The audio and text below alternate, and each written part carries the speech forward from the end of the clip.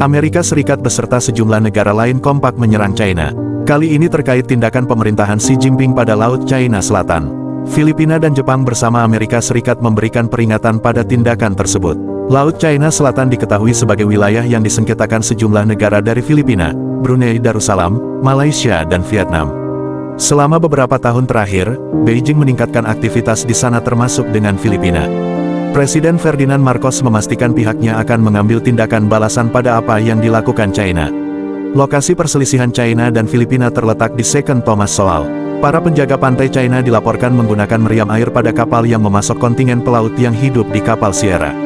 Wilayah tersebut memiliki bentang sejauh 200 km dari Palawan di Filipina Barat.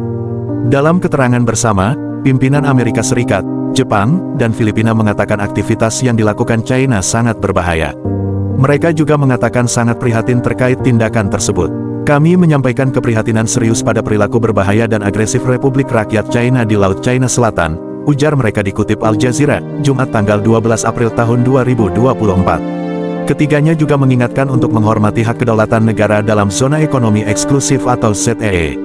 Aturan tersebut juga tercatat dalam Konvensi PBB soal hukum laut tahun 1982.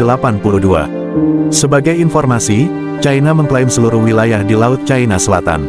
Mereka menyebutnya pada 9 garis putus-putus, yang nyatanya telah ditolak Pengadilan Internasional tahun 2016 lalu.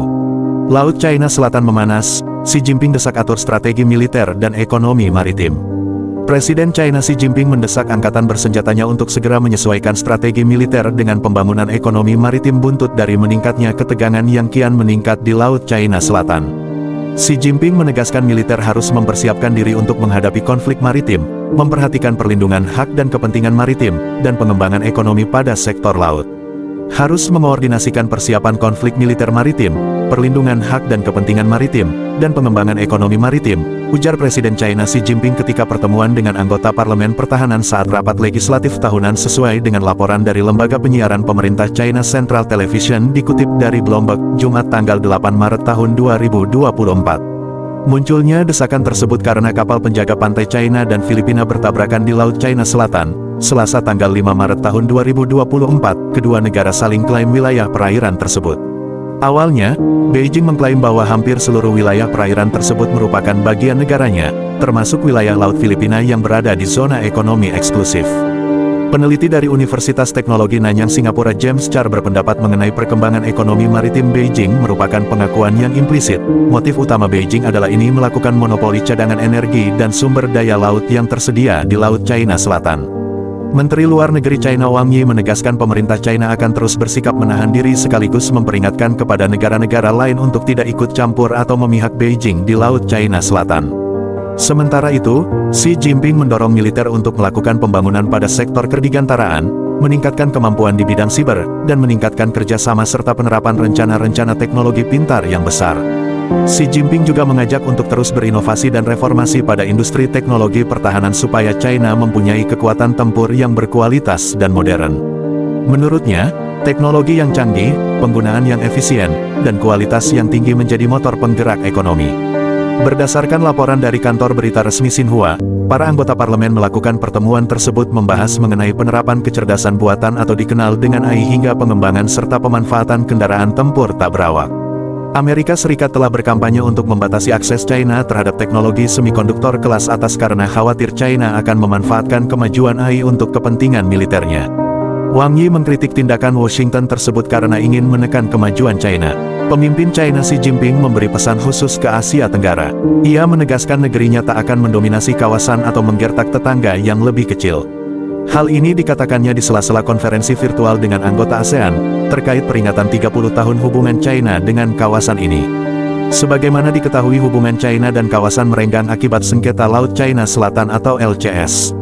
China dengan tegas menentang hegemonisme dan politik kekuasaan, dan ingin menjaga hubungan persahabatan dengan tetangganya, kata-kata Xi, menurut kantor berita resmi Xinhua, dikutip CNBC Internasional, Selasa tanggal 23 November tahun 2021.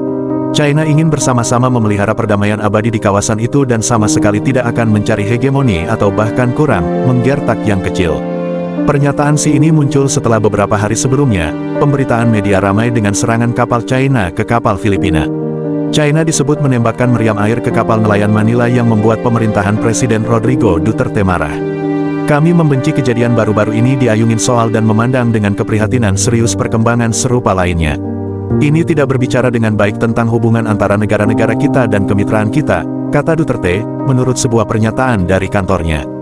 Duterte juga meminta China untuk menghormati Konvensi Perserikatan Bangsa-Bangsa atau PBB tentang Hukum Laut 1982 yang menetapkan hak maritim dan hak berdaulat atas zona maritim. Termasuk pula putusan arbitrase Den Haag 2016 yang sebagian besar membatalkan klaim China di LCS yang ditolak negeri Panda. Kita harus sepenuhnya memanfaatkan perangkat hukum ini untuk memastikan bahwa LCS tetap menjadi lautan perdamaian, stabilitas, dan kemakmuran, kata Duterte lagi.